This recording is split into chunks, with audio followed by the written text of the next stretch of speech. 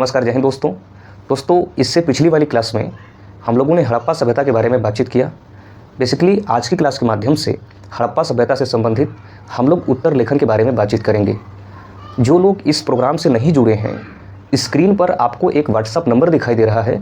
जब आप इस व्हाट्सअप नंबर पर संपर्क करेंगे तो यहाँ पर इस प्रोग्राम से जुड़ने की संपूर्ण प्रक्रिया बताई जाती है और जितनी भी जानकारी आप प्राप्त करना चाहते हैं इसके बारे में संपूर्ण जानकारी आपको दी जाती है। दोस्तों, जो लोग इस प्रोग्राम से जुड़े हैं, ग्रुप में एक प्रश्न डाला गया था जो कि यूपीपीसीएस मेंस 2020 में प्रश्न पूछा गया था, हड़प्पा सभ्यता के नगरीय नियोजन पर टिप्पणी करिए। बहुत सारे लोगों ने उत्तर लिख कर भेजा और कुछ लोगों से मैंने व्यक्तिगत तौर पर बातचीत भी किया और जो भी गाइडेंस प्रोवाइड मैं कर पाया उन्हें मैं बताया। ठीक है, तो आइए आज हम लोग उत्तर लेखन की जो पहली क्लास है उसको प्रारंभ करते हैं। और मैं आपको बताऊं कि इससे पहले हम लोगों ने हड़प्पा सभ्यता में क्या क्या पढ़ा है इसको देख लेते हैं, ताकि जो लोग अभी जुड़ रहे हैं वो पिछली क्लास को कवर कर पाएँ। देखिए, हम लोगों ने कई बिंदुओं पर बातचीत किया। जैसे हम लोगों ने देखा कि हड़प्पा सभ्यता की सामान्य जानकारी क्या है, जिसमें हम लोगों ने देखा कि हड़प्पा सभ्यता का नामकरण कैसे पड़ा, उसका विस्तार कहाँ तक है, उसकी कालावधि क्या है, उसका उदय कैसे हुआ। उसके बाद हम लोगों ने उसकी राजनीतिक स्थिति के बारे में देखा, उसके सामाजिक स्थिति के बारे में देखा, उसके आर्थिक स्थिति के बारे में देखा, उसकी संस्कृति के बारे में देखा, जिसमें हम लोग स्थापत्य, वास्तुकला, चित्रकला, मूर्तिकला, शिल्पकला। उसके बाद हम लोगों ने हड़प्पा सभ्यता के पतन के बारे में डिस्कस किया था। तो ये पिछली क्लास में हम लोगों ने कम्प्लीटली इसको डिस्कस कर लिया है। मुझे उम्मीद है कि आपने उसको ज़रूर कवर किया होगा। बेसिकली आज की जो क्लास है ना, इससे आपको फील ये आएगा कि क्या हमने जो पढ़ा है उसको हम अप्लाई कर पा रहे हैं अपने उत्तर लेखन में या नहीं। क्योंकि आप पढ़ाई या फिर नॉलेज कितनी भी गेन क्यों ना कर लें, अंततः जो अंतिम परिणाम होता है उत्तर लेखन ही होता है। क्योंकि उत्तर लेखन आपका अंतिम परिणाम है, मतलब यही एक ऐसी फेज़ है जो आपको एग्ज़ाम में इनपुट करना है। मतलब इसी चीज़ को परफॉर्म करते हुए आपको एग्ज़ाम में भी परफॉर्म करना है। तो उत्तर लेखन आपका जो है वो अंतिम परिणाम है। और उत्तर लेखन के दौरान हमें बहुत सारी ऐसी बातें होती हैं जो ध्यान में रखनी होती है, जो हमें समझना होता है कि हमें किन किन बातों को उत्तर लेखन के समय ध्यान में रखना चाहिए। अब जैसे सपोज करिए मैं एक एग्जांपल ही लेता हूँ। प्रश्न आपके सामने अभी बोर्ड पर लिखा गया है, आप इसको एक बार देख सकते हैं। यहाँ पर हड़प्पा सभ्यता के नगरीय नियोजन पर टिप्पणी करिए। अभी तक हमने जितनी चर्चा की है उसमें शायद कुछ लोग इस बात को समझ पा रहे होंगे कि हड़प्पा सभ्यता के स्थापत्य से ये क्वेश्चन पूछा गया है। और बस जैसे ही पता चला कि हड़प्पा सभ्यता के नगरीय नियोजन के बारे में टिप्पणी करिए, बस धड़ाधड़ उतारना शुरू। अच्छा, कुछ लोगों को इतनी भी जानकारी होती है कि उत्तर लेखन के दौरान 3 फेजेस होते हैं। इंट्रोडक्शन मतलब परिचय या भूमिका, मुख्य भाग मेन बॉडी, इंट्रोडक्शन निष्कर्ष। ये 3 भाग होते हैं, ये तो सब जानते हैं। आज ऑनलाइन के दौर में अगर उत्तर लेखन की बेसिक बातें लोगों को नहीं पता है तो सामान्य सी बात है, वो दूसरा या अगला जो स्टेप है वो नहीं उठाएगा। अगर वो उत्तर लेखन की चेष्टा कर रहा है तो सामान्य सी बात है कि वो कुछ बातें उसके बारे में जानता है। दूसरी बात, अब चूँकि नगरीय नियोजन शब्द हमें देखने को मिल रहा है, तो जैसे ही हमें दिखा नगरीय नियोजन, धड़ाधड़ उतारना हम शुरू कर दिए। और जितनी हमारे पास नॉलेज थी, हमने सारा का सारा नॉलेज वहाँ पर प्रस्तुत कर दिया। मैं आपसे व्यक्तिगत स्तर पर पूछना चाहता हूँ, ये जो प्रश्न आपके सामने है, क्या केवल आपके सामने है क्या? ऐसे न जाने कई हज़ार विद्यार्थी हैं जो यही प्रश्न उनके सामने है, और उसमें अलग अलग स्तर के विद्यार्थी हैं। कुछ ऐसे विद्यार्थी हैं जो लगातार इंटरव्यू दे रहे हैं, वो लोग आपकी मेंस परीक्षा में बैठे हैं। कुछ ऐसे विद्यार्थी हैं जो लगातार मेंस लिख रहे हैं, किसी कारणवश मेंस नहीं हो पा रहा है। कुछ ऐसे विद्यार्थी हैं जो पहली बार प्रीलिम्स क्वालिफाई करके मेंस में परफॉर्म कर रहे हैं। ये 3 स्तर के विद्यार्थी आपको देखने को मिलेंगे। अब आप किस कैटेगरी में हो और आपकी कितनी क्षमता है और क्या लिख सकते हो और दूसरे को पीछे कर सकते हो या नहीं, ये आप पे डिपेंड करता है। कोई चीज़ अगर हमारे संज्ञान में नहीं है तो वो तब होगी जब हमारे अंदर सीखने की प्रवृत्ति होगी। मैं बताऊँ दोस्तों, बहुत गंभीर आज की क्लास है, यकीन मानिएगा। मैंने देखा कि सिविल एग्ज़ाम में जो लोग तैयारी करने आते हैं वो एग्ज़ाम क्रैक करने से ज़्यादा प्राथमिकता अपने ज्ञान को बढ़ाने में रखते हैं कि हम कितना ज़्यादा ज्ञान प्राप्त कर लें, कितना ज़्यादा सामने वाले को समझा पाएँ। और जो गहरा व्यक्ति होता है, जिसमें क्वालिफाई करने जैसी प्रवृत्ति होती है, उसमें एक ठहराव जैसी स्थिति होती है, वो ठहर जाता है।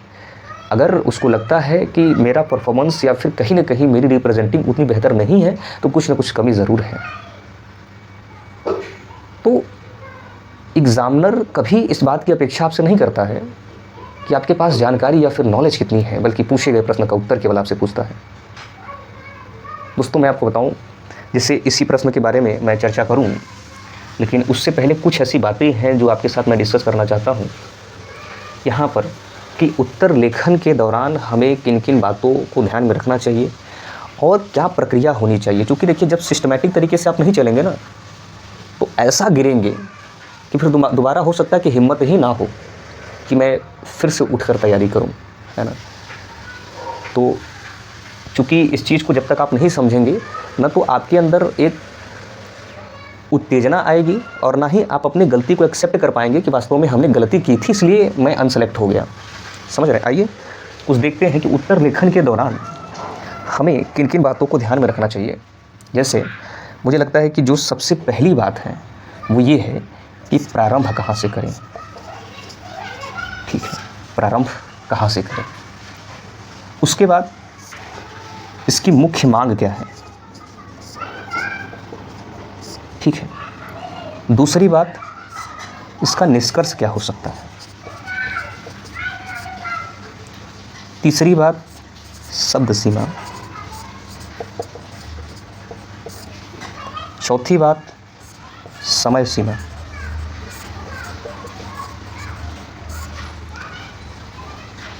पांचवी बात, पैराग्राफ या फिर पॉइंट या बुलेट्स। अभी मैं सबको समझा रहा हूँ कि इसका मतलब क्या है। देखिए, प्रारंभ कैसे करें। कई बार क्या होता है कि जैसे ही हमारे सामने प्रश्न दिखा और प्रश्न को लिखना प्रारंभ करते हैं, तो हम कोशिश करते हैं कि हमारा जो प्रारंभ हो, जिसको हम लोग इंट्रोडक्शन कहते हैं, वो बेहतरीन हो। लेकिन बेहतरीन की जो सबसे बड़ी एक पहचान होती है, उसमें जो सबसे पहली प्राथमिकता दी जाती है कि प्रश्न जो पूछा गया है, उस प्रश्न में ही किसी शब्दों से अपनी भूमिका को शुरू करिए। पहली पॉइंट नोट करिएगा कि प्रश्न के किन्हीं शब्दों से ही आपको अपने उत्तर की प्रारंभ करना है। मतलब उत्तर को प्रारंभ प्रश्न के किन्हीं शब्दों से ही करना है। मतलब ऐसा न लगे कि प्रश्न पढ़ने के बाद मैं उत्तर किसी अलग अप्रोच के साथ पढ़ रहा हूँ। एग्जामिनर को ये महसूस हो, ये अनुभव हो कि हम प्रश्न पढ़ने के बाद डायरेक्ट उत्तर पे आ चुके हैं। तो यहाँ पर जो सबसे पहली बात ध्यान देने योग्य है कि प्रश्न की किसी शब्द से ही प्रारंभ हो।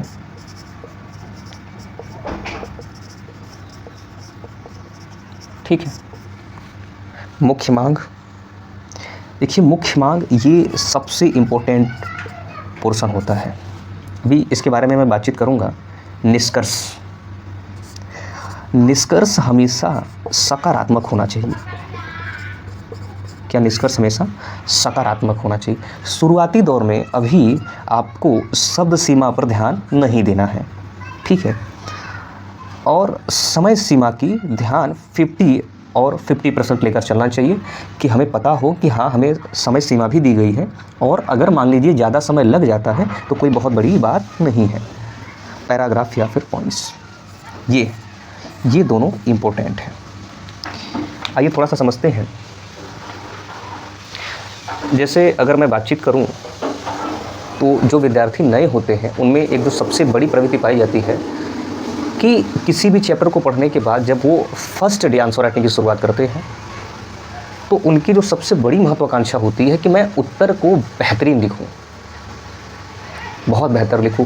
ऐसा उनके मन में रहता है कि शुरुआती दौर में ही मैं सिलेक्शन के पॉइंट ऑफ व्यू से या फिर टॉपर से कॉपी कहीं देखे रहते हैं, यूट्यूब पर कहीं किसी का वीडियोज़ या कॉपी देखे रहते हैं, और बस वही उनके जहन में समाया हुआ है कि मुझे भी उसी लेवल का उत्तर लिखना है। अच्छा, जब ये सोचते हैं कि मुझे उसी लेवल का उत्तर लिखना है, तो वहाँ तक पहुँचने के लिए वो हर एक गतिविधि के साथ गुजर जाते हैं। जैसे उत्तर लेखन के दौरान कई बार चीज़ों को देख कर लिखना, उत्तर लेखन के दौरान कई बार समय का ज़्यादा उपयोग कर लेना, शब्द सीमा का कम या ज़्यादा हो जाना, ये सारी चीज़ें जो उनके साथ घटना घटित होती है, ये बिल्कुल रॉन्ग पॉइंट है। अभी शुरुआती दौर में आपको ये नहीं देखना है कि मैं क्या लिख रहा हूँ, बल्कि ये ध्यान देना है कि मेरी कलम चलना शुरू हो चुका है। समझ रहे हैं? जब तक ये चीज़ आपके अंदर नहीं आएगी ना, आप देख कर कितना भी लिखो, कितना भी टाइम ले लो, कितनी भी शब्द सीमा को काउंट कर लो, कोई मतलब नहीं है। और शब्द सीमा को लेकर तो बहुत ज़्यादा चिंता भी करने की आवश्यकता नहीं होती है, क्योंकि वहाँ पर पेजेस दिए गए होते हैं, है ना। अगर आपके अंदर ये शैली विकसित है कि आप ज़्यादा शब्दों में अपने उत्तर को रिप्रेजेंट करते हैं, तो सामान्य सी बात है कि समय कम पड़ जाएगा। और अगर आप ज़्यादा समय लेते हैं तो सामान्य सी बात है कि आप कोई ना कोई प्रश्न वहाँ पर छोड़कर आने वाले हैं। बहुत गहरी बात मैं बता रहा हूँ। जो लोग मेरे साथ जुड़े हैं, यकीनन शायद एक पॉइंट को वो नोट कर रहे होंगे कि मैं क्या समझाना चाहता हूँ। मैं यही समझाना चाहता हूँ कि हमें शुरुआती दौर में केवल कलम चलाने की प्रक्रिया से शुरुआत करनी है। हमें ये नहीं देखना है कि हम कितना बेहतर लिख रहे हैं, वो आपके फीडबैक से इम्प्रूव होता रहेगा। ठीक है, जैसे आप आंसर लिख कर भेजें तो आपके आंसर में फीडबैक दिया गया कि ये चीज़ें इसमें इम्प्रूव की जा सकती हैं, सुधार हो सकती है, तो धीरे धीरे वो चीज़ें सुधार होना शुरू हो जाएगा। तो ये सारी चीज़ें आपको ध्यान में रखनी है। आइए दूसरी बात करते हैं।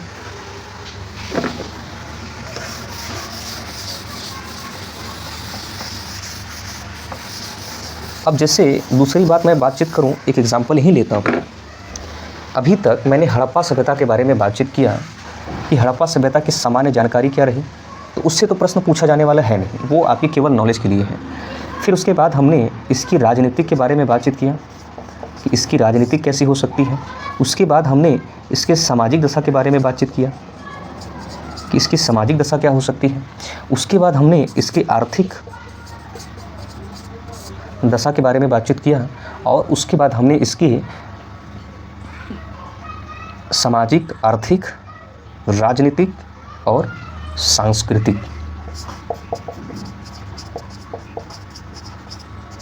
सांस्कृतिक पहलू के बारे में बातचीत किया है।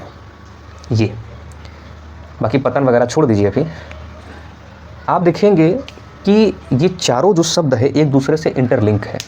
ठीक है, क्या ये चारों शब्द एक दूसरे से आपको इंटरलिंक करना है। हालांकि मैं तो देख रहा हूँ कि इंटरलिंक है, लेकिन आपको भी दिखना चाहिए। जैसे इसका अब यूज क्या है मैं थोड़ा सा समझा देता हूँ। इसको इंटरलिंक करने के लिए अभी तक हमने जो क्लास नोट्स दिया है उसमें बहुत सारे इन्फॉर्मेशन है जो कि एक एक पॉइंट आपको समझाया गया है। जैसे मैं सपोज एक एग्जांपल उठाता हूँ राजनीतिक के बारे में। यहाँ पर मैं राजनीतिक के बारे में उठाता हूँ, तो आपको क्या काम करना है कि जैसे ही आपने कोई चैप्टर पढ़ा और चैप्टर को पढ़ने के बाद उस चैप्टर को बार बार रिवाइज़ करना है। इससे क्या होगा कि रिवाइज़ करने से बहुत सारी चीज़ें याद हो जाती हैं, और याद होने के दौरान हम किसी भी प्रश्न के पूछे गए प्रकृति को समझ पाते हैं, और तत्काल हमारे मन में ये चलने लगता है कि यहाँ पर क्या क्या रिप्रेजेंट हो सकता है। याद करने के बाद या फिर याद या पढ़ने के बाद जो हमें एक चीज़ करनी होती है कि इसका हमें संक्षेपीकरण कर देना चाहिए। जैसे हमने राजनीतिक दशा के बारे में देखा कि हड़प्पा सभ्यता में केंद्रीकृत व्यवस्था देखने को मिलती है। केंद्रीकृत, अब इसका देखिए शॉर्ट नोट्स बन रहा है ताकि एग्ज़ाम के लास्ट टाइम में आप इसका उपयोग कर सको। क्योंकि आपने थ्योरी पढ़ा, थ्योरी पूरा कंसेप्ट बेस पर है, अब आप इसको संक्षेप में लिख रहे हो, मतलब कि बहुत सारी चीज़ें आप संक्षेप में याद करते हो, या फिर ये पूरा का पूरा चैप्टर आपके फिंगर पे होने वाला है। उसके बाद आपने देखा कि नगरीय प्रशासन के हमें साक्ष्य मिलते हैं। उसके बाद आपने देखा कि यहाँ पर एक रूपता, नगरीय प्रशासन में एक रूपता देखा, जिसमें आपने देखा स्नानागार,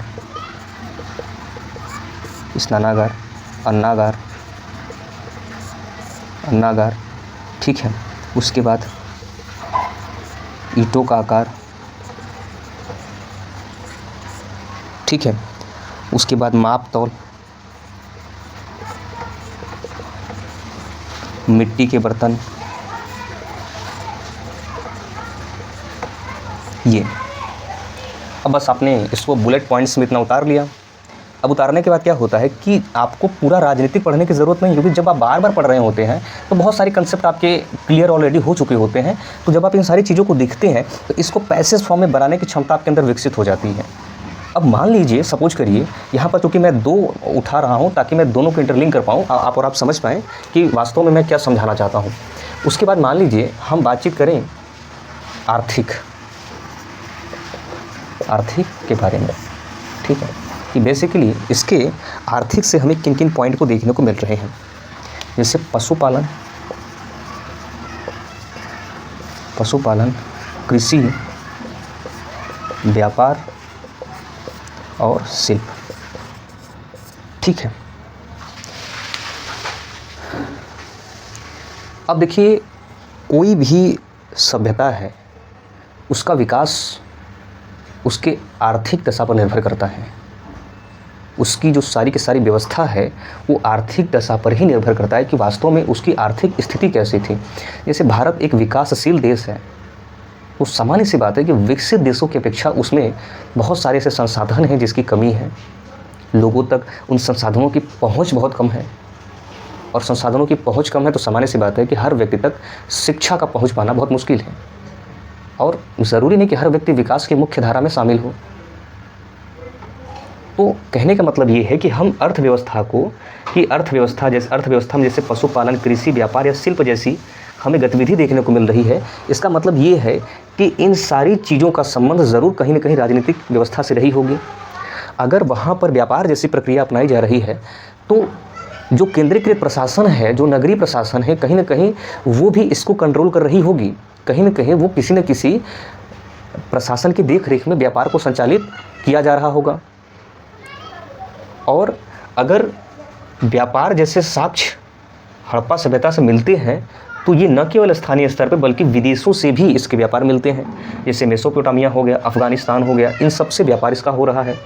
मतलब ज़रूर कोई न कोई केंद्रीकृत व्यवस्था रही होगी, नगरीय प्रशासन रही होगी, जिसमें व्यापार के अपने महत्वपूर्ण समय सीमा को या फिर व्यापार की सीमित दायरे को सीमित करते होंगे। समझ रहे हैं? अब केंद्रीकृत व्यवस्था का मतलब ये हो गया कि यहाँ पर केंद्रीकृत व्यवस्था इसलिए क्योंकि वहाँ पर नगरीय व्यवस्था या नगरीय नियोजन जैसे साक्ष्य मिलते हैं।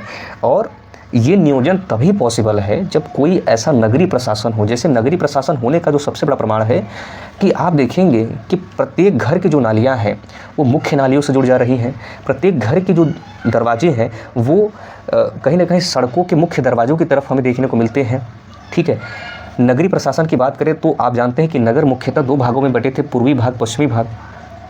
तो कहीं ना कहीं इस बात से ये प्रतीत होता है कि राजनीतिक, आर्थिक, सांस्कृतिक और सामाजिक एक दूसरे से इंटरलिंक हैं।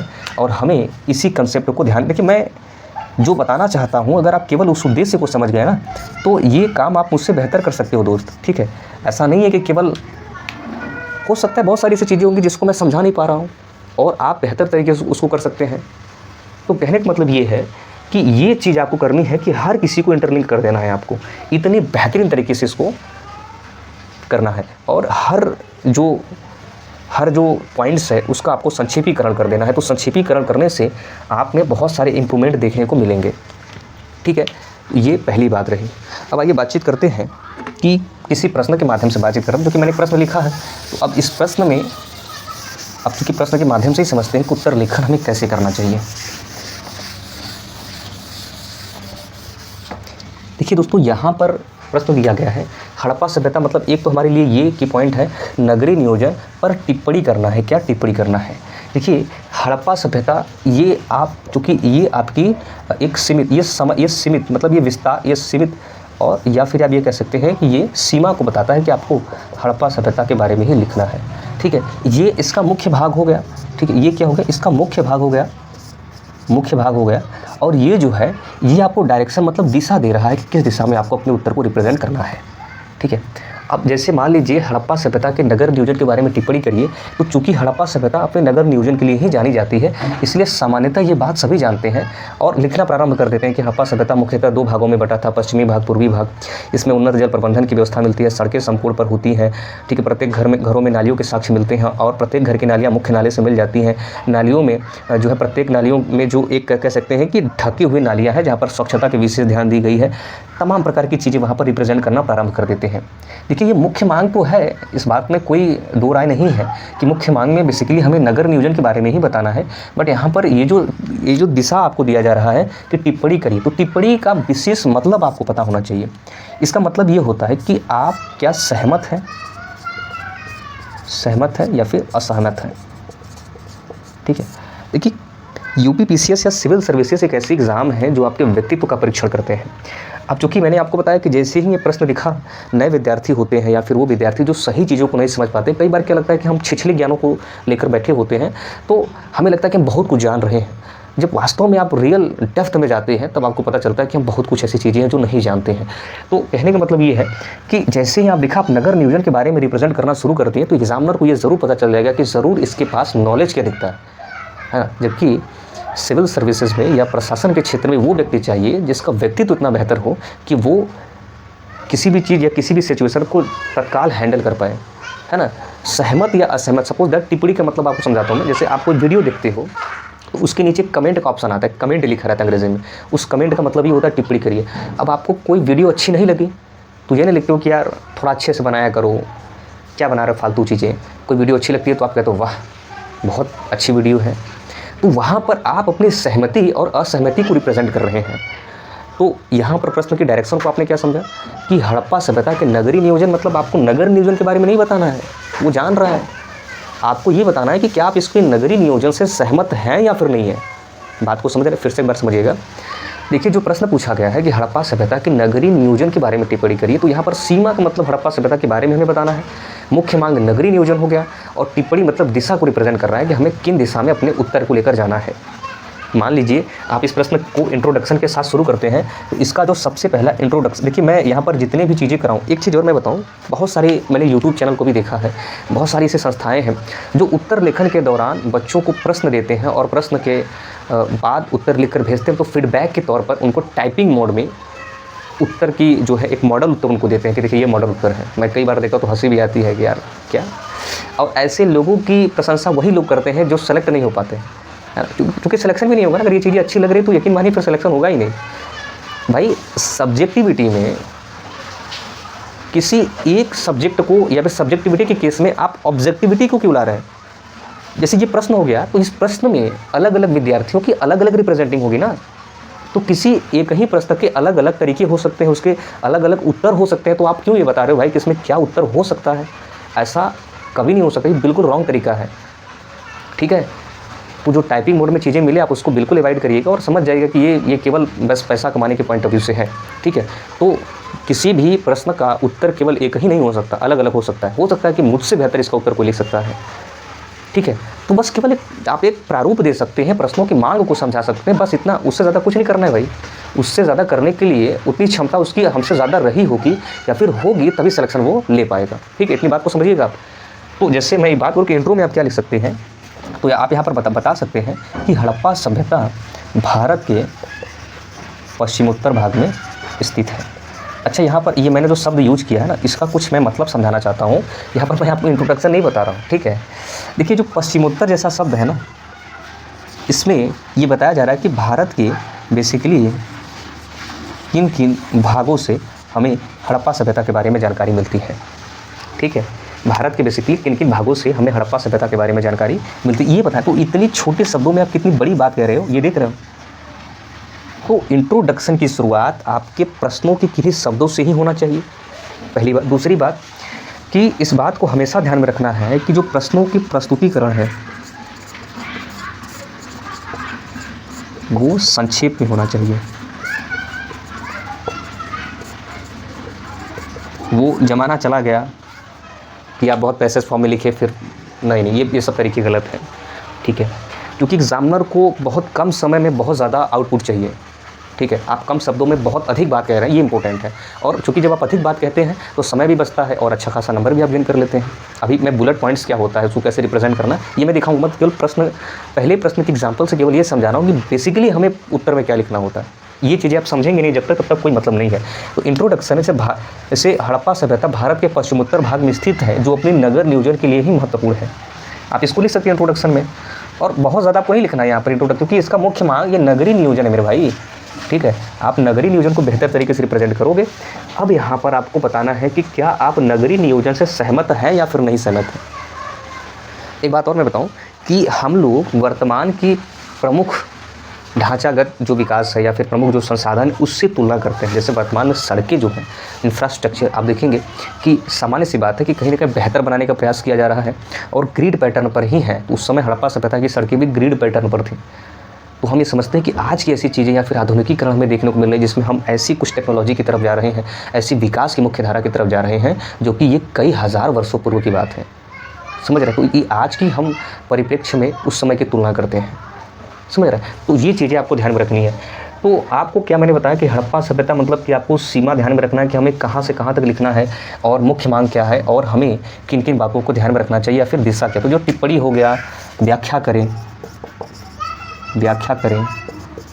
चर्चा करें, परीक्षण करें, ठीक है, मूल्यांकन करें, ये सब तो शब्द हैं, इसको आपको ध्यान में रखना होगा तो प्रश्न आपका सही डायरेक्शन में जाएगा। ठीक है, यहाँ पर नगर नियोजन के बारे में नहीं पूछा गया कि आप इससे सहमत है या फिर असहमत है, इसको रिप्रेजेंट करना है। यहाँ पर महत्व पूछा जाए तो महत्व, इसके महत्व की चर्चा करिए, महत्व पूछा गया, ठीक है, ये प्रश्न आपसे पूछे जा सकते हैं। तो ये जो सारे शब्द हैं ना, इन सारे शब्दों को मैं केवल इसी आंसर राइटिंग प्रोग्राम में ख़त्म कर दूंगा, तो इसकी तनाव नहीं लेना है। कल से आप लोगों की ये इस प्रश्न का मॉडल आंसर मैं फ्रेमिंग बताऊंगा। उसके बाद लगभग 5 से 6 क्लास के बाद हड़प्पा सभ्यता में आंसर राइटिंग समाप्त हो जाएगा। आंसर राइटिंग समाप्त हो जाएगा। एक और इन्फॉर्मेशन रही, जीएस पेपर 5 और 6 के लिए कोई तनाव नहीं लेना है। आपका कंटेंट रेडी हो रहा है और जैसे ही कला और संस्कृति ख़त्म होती है आपका डायरेक्टली जीएस पेपर 5 में यूनिट नंबर 1, 2 और 5 यूनिट है, तो वहाँ से इस चीज़ को भी ले लिया जाएगा। ठीक है, तो तनाव नहीं लेना है। बाकी हमने जो बातें बताई मुझे लगता है कि आपने नोट किया होगा और एक एक बातें आपको समझ में आई होंगी। ठीक है, दोस्तों तक शेयर करिए, लाइक करिए, सब्सक्राइब करिए। Thank you so much. जय हिंद, जय भारत दोस्तों।